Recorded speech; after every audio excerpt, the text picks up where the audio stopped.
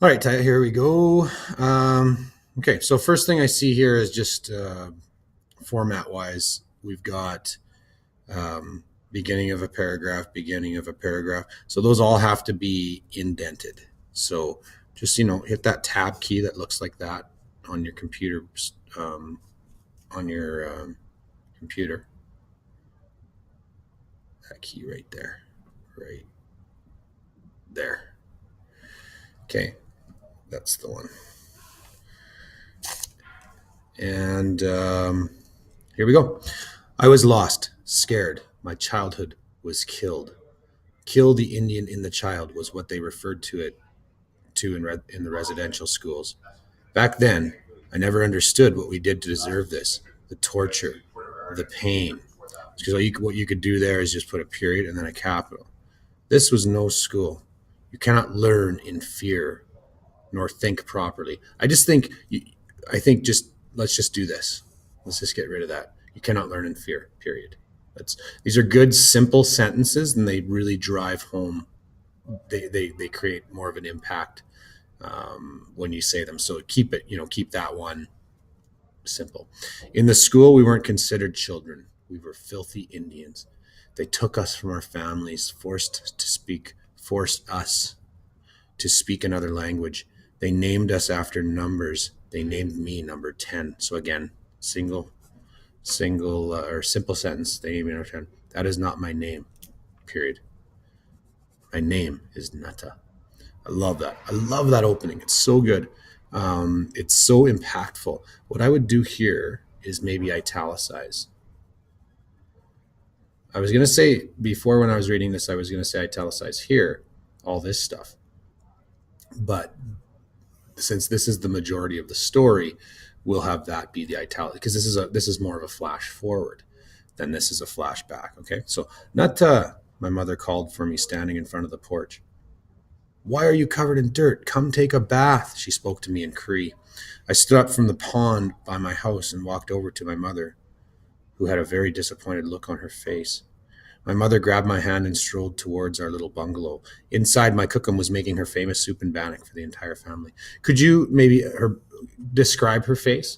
Maybe describe what she's wearing, things like that, just to give us a bit of an image of where you are. So whenever we introduce the reader to a place where things are going to happen, you want to create an image in the reader's mind. So, our small bungalow, there's obviously a pond there. I'm wondering, is there, what kind of trees are surrounding it? Where, obviously, this is northern Saskatchewan because later on you mentioned beardies.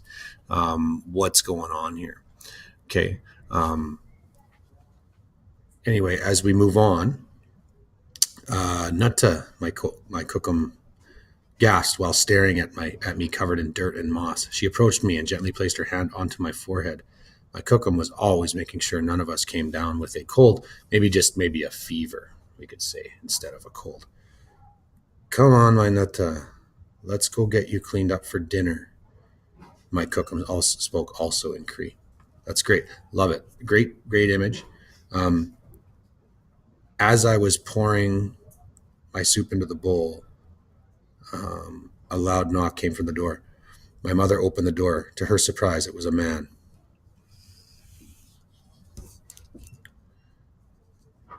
Okay, so I'd talked to you about this before. Instead of having the man say this in English, let's change this around and just have he announced, let's just get rid of this. I came here to take the children to school. Just say he announced something in a language none of us understood at the time. My mother shook her head in confusion, unable to understand what the man wearing all black was trying to say. He was known as the priest. The priest rudely barged into our home and handed my mother a piece of paper. Translated in Cree. Maybe again, just get rid of this. Let's imply this instead of actually saying it. My mother began to cry, handing the paper back to the priest. My mother's face was so pale. She had a blank expression, like she had just come face to face with death itself. The only word that escaped my mother's mouth, let's just say her, was Kiskino Hamakosui, which meant school in Cree. My eyes lit up. Learning new things was fun. My cookum always spoke about school, but I never experienced leaving the house to learn. My mother always taught us at home. You might want to think about that part, because simply just the Cree tradition, or Cree, as you probably know, Cree education didn't quite look like Western education. Cree education occurred outside, on land, learning about hunting and learning about gathering, learning about basically the seasons and all the things that nature had to offer in terms of surviving and medicine and things like that. So maybe saying I learned in the home, I never experienced leaving the house to learn, that might not be that accurate. My mother gently uttered Wahiwe. This word broke my heart. This meant far away, as in the school was far away from home.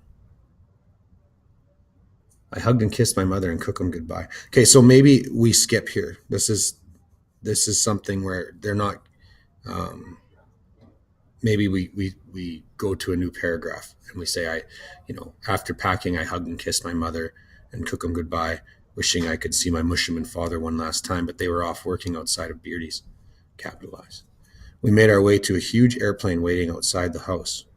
We hopped into the airplane with smiles on our faces, excited to start school. Little did we know about what the school's intentions were. Okay. Maybe something instead of the school's intentions were, and again, that says where. Little did we know, maybe just simply like what lay in wait for us at the school. Okay, next page.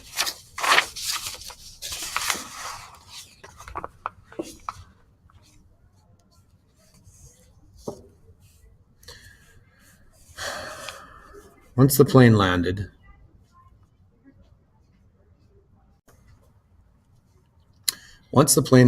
my siblings and I couldn't stop grinning because of the experience of flying in the air for the first time. The priest then drove us through a valley. The valley appeared dead. So again, just comma splices. Watch out for those comma splices. The priest drove us through a valley. That's a complete thought. Don't separate complete thoughts with commas. Separate them with periods, or else add a comma and a joining word like but, so, and, therefore, things like that. The valley appeared dead. Dead grass stretched out all along the land. So here it's so connected, we could do a semicolon, since those are such connecting sentences here. We can use a semicolon. I glanced into the distance.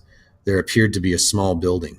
Maybe this building was the school, I thought to myself. So don't use quotation marks for when somebody's thinking to themselves. It's just not how we do it.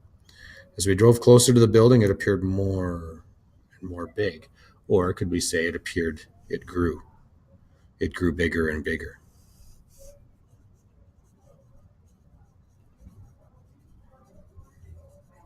Finally, we reached the parking lot.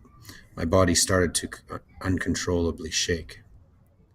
We jumped out of the vehicle one at a time. Could you specify whether that's happy or nervous or what it is? We jumped out of the vehicle one at a time. The first thing I noticed were the metal bars lined up on each window of the building. Okay, so maybe a period. You just got to watch. That's obviously an issue for you, is that you're doing comma splices. So again, it's that complete thought. Put a period, or like I said earlier, a comma and then a conjoining word, a conjunction they would call that. The building almost resembled a prison. I held onto my brother and sister's hands, making sure no one would separate us. Then we made our way towards the school. So what I really like about this, Tyra, is that you've really captured the voice of this child going to this school. I really feel that you captured it nicely. I think that's really the strength here of your writing. So I wouldn't mind. I like that you're getting into some description and things like that.